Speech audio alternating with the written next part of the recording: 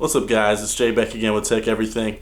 If you've seen the channel before, you know that I like small mini-itx builds. The problem with these systems is that it can be difficult to fit enough power into a tiny package. Well, NFC Systems has the S4 Mini and it looks to fix that problem.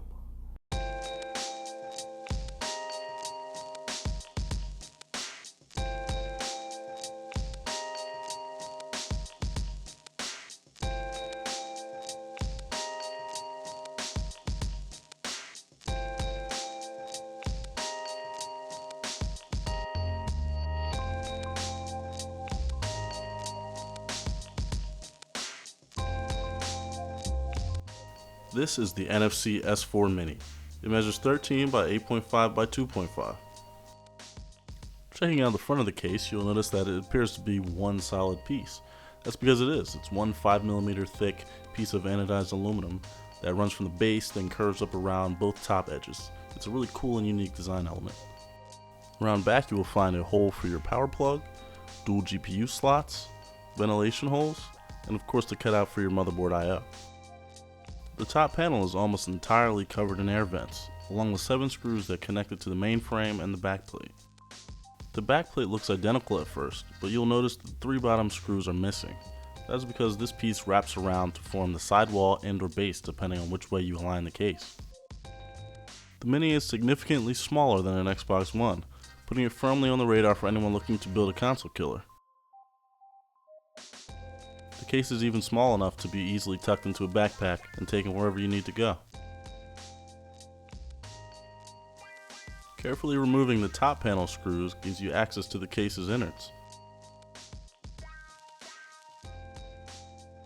With the lid popped off, you will immediately notice the dual 2.5-inch hard drive bracket along with the wiring for the power button. Removing the hard drive bracket exposes the spot for mounting a 120 by 12mm fan in place of your stock GPU fan. This is a very clever and useful feature if you have a GPU with a housing that is either too long or just really loud. There is also a 2-screw bracket that allows you to mount another 120mm fan over your CPU heatsink and motherboard. Depending on which cooler you use, this can either replace your fan or add additional airflow to your system. On the interior front of the case, you will again see the 16mm power button, which is called a Vandal switch. It is important to note that the switch does not come with the case. You will need to pick one up separately for around $10. You will also see a Velcro strip pre-mounted for use with an HG Plex PSU. Moving to the left side, you will notice more cutouts. They provide additional ventilation for your GPU. They are also clearly hidden by the S4 Mini's natural design elements. The right sidewall next to the motherboard is part of the extended backplate. This was done to make modding the case easier.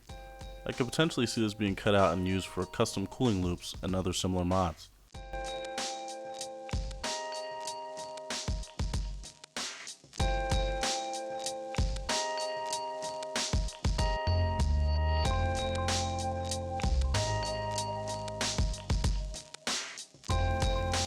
Installation is fairly simple. Just make sure you slide the hard drive tray in before you install your graphics card because you won't be able to do it afterwards. Although the case can take up to 8-inch cards, I'm using a 6.7-inch GB GTX 960 for this test build. I would recommend installing your GPU cable beforehand as it's difficult to do afterwards.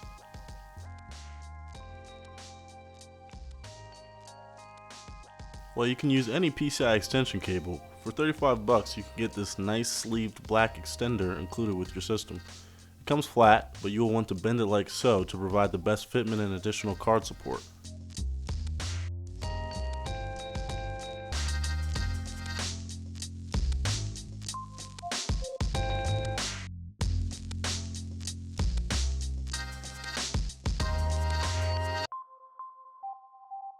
I went with a Pico PSU to power this rig.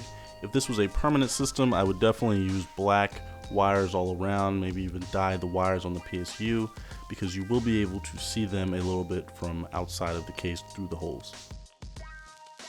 I also added some stick-on rubber feet that I had laying around. If you wanted to, you could pick them up for about $5.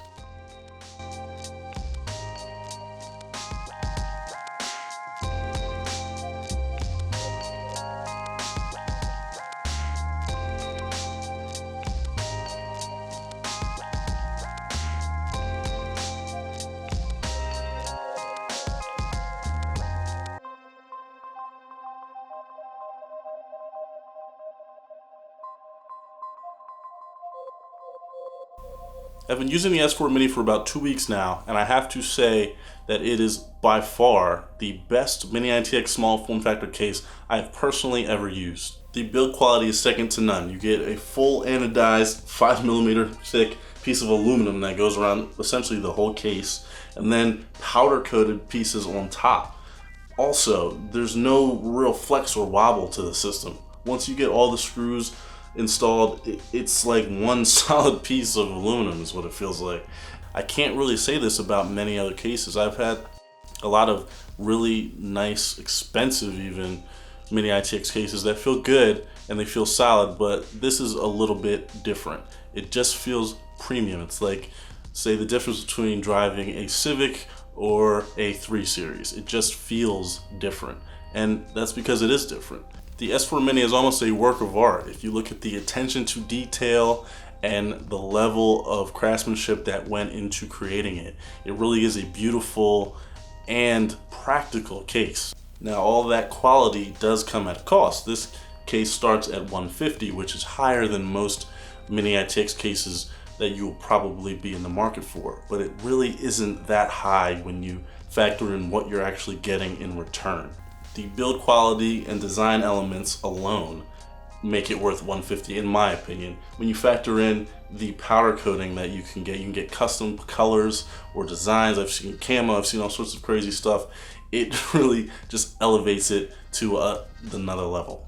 If you pick one of these up, you should be fine for years if you factor in that with Pascal coming out, there should be some more smaller, more powerful GPUs on the horizon with the lower power requirements. So that's something to look out for in the future. So all in all, I really like the case. From its design elements to its flexibility and modularity, which is something you typically do not see in cases of this form factor or this size. I really just think it's a standalone object that sets itself apart from all the others. If you want to learn more about it, you can check out NFCsystems.com to see some videos and tutorials that he has, and also other options or images of some of his other work that's pretty cool. You should definitely check that site out. As always, thanks for watching, guys. Please like, comment, and subscribe if you liked the video. I'm Jay, this is Tech Everything, and I'll see you next time.